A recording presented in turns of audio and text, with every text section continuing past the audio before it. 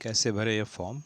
सबसे पहले तो जैसे कि वो जो लिंक जो दिया हुआ था उस पर क्लिक करने के बाद यहाँ पर आप अपना ईमेल एड्रेस लिख सकते हैं। लिख दिया आपने। अब आपसे पूछा कि आपका सीरियल नंबर है या लिस्ट में नाम दिया हुआ है या नहीं है। नहीं दिया हुआ है तो नहीं भरना है आपको फॉर्म। मैं फ़िलहाल इसमें नो करके जा रहा हूँ। फिर मेरा जो नाम है वो लिख दिया। दीक्षा का आईडी अब मुझे याद नहीं है तो मैं दीक्षा का प्रोफाइल खोलूँगा।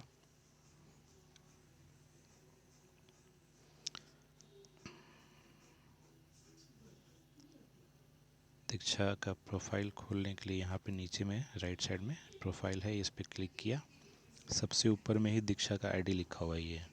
तो भास्कर अंडरस्कोर है वो AF5CV। तो इसको मैं कॉपी पे लिख करके यहाँ पर लिख लूँगा। जो जैसे भी दिया हुआ है, स्मॉल है, कैपिटल लेटर नहीं है। भास्कर अंडरस्कोर 4 के नीचे मिलता है यहाँ पे, ये अंडरस्कोर है।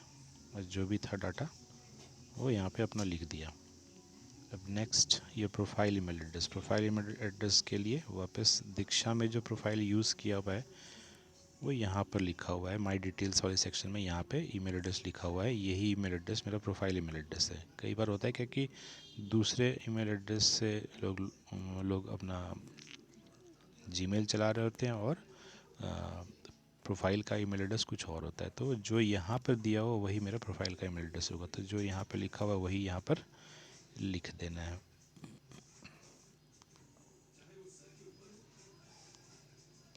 लिख दिया। अब आईडी फ्रॉम स्टेट के लिए वापस दीक्षा के प्रोफाइल में चला जाता हूँ। आईडी फ्रॉम स्टेट ये रहा। आईडी फ्रॉम स्टेट यहाँ लिखा हुआ है यूडेस कोड और लास्ट में आपका सीरियल नंबर। तो वो यहाँ पे उसको कॉपी पे लिख करके यहाँ पे इसको लिख देंगे।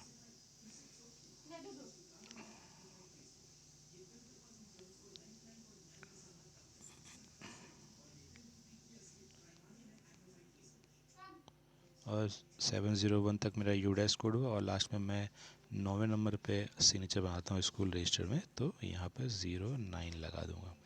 मोबाइल नंबर जो मेरा दीक्षा में रजिस्टर्ड मोबाइल नंबर है वही नंबर यहाँ पे डाल देता हूँ। तो वापस डाल दिया। अब यहाँ पे जो बटन सबमिट बटन है इस सबमिट बटन को क्लिक करना है।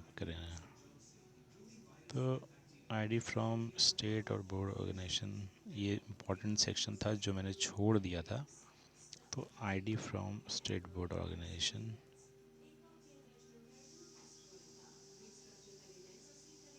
अच्छा ये सब छूटा हुआ है क्या। अच्छा UUID की जगह पे मैंने वो लिख दिया। चलिए थोड़ा सा मिस्टेक हो गया। UUID जो है वो बहुत लोगों का दिखता है, बहुत लोगों का नज़र नहीं आता है। तो UUID देखने के लिए प्रोफाइल पेज में ही जहाँ पे माय लर्निंग वाला सेक्शन है यहाँ पे जैसे मैं यहाँ पे लिखा हुआ है सब्जेक्ट का नाम, यहाँ पे मैंने एक बार क्लिक कर दिया। क्लिक किया। कोर्स डिटेल्स में जाकर के क्लिक करना है। अगर क्लिक है ऑलरेडी तो कोई बात नहीं। अब यहाँ पे अगर आपका प्रोफाइल डेटा शेयरिंग दिख रहा है तब तो आपका नज़र आएगा, अदरवाइज़ नज़र नहीं आएगा। तो प्रोफाइल डेटा शेयरिंग अगर दिख रहा है तो इस पर क्लिक करिए और एडिट सेटिंग लिखा हुआ इस पर क्लिक कीजिए और do not share my profile details पे अगर टिक किया हुआ है तो यही प्रक्रिया आपको दोबारा करनी पड़ेगी। तो फ़िलहाल मैं सेव बटन को दबाता हूँ। अब फिर से एडिट सेटिंग्स पे क्लिक करूँगा। अब देखिए शेयर माय प्रोफाइल डिटेल्स है ना, तो अगर ये इस पर टिक हो गया तो अब इस बार दिख जाएगा वो। अब ये जो यूज़र आईडी दिख रहा है यहाँ पे इसको मैं कॉपी पे लिख लूँगा और वहाँ जा कर के उसको टाइप कर लेना है और यहाँ पे फिर बाद में आई एग्री बटन दबा के इसको शेयर कर देना है। ये छोड़ना नहीं है, शेयर करना ज़रूरी है। तो अब जो है वही दीक्षा का UID यहाँ पर लिख दूँगा जैसे जितना भी था मेरा। डैश था बीच में तो डैश देना है ना। जैसे भी था बिल्कुल वैसा ही कॉपी करके यहाँ पर लिख दूँगा। ठीक है। तो फ़िलहाल मैं कुछ भी लिख के भेज रहा हूँ लेकिन आपको वही भेजना है जो आपका है। अब सबमिट बटन दबाना है। सबमिट बटन दबाने के बाद ये देखिए आपका आपका जो है मैसेज सेंड हो चुका है। कई बार ऐसा होता है क्या कि मैसेज सेंड नहीं होता है तो कुछ कुछ ऑप्शंस आ जाते हैं करने के लिए, सेलेक्ट करने के लिए। तो जो प्रक्रिया है, जब तक ये वाला मैसेज आपको नहीं आ जाता है तब तक आपको करना है।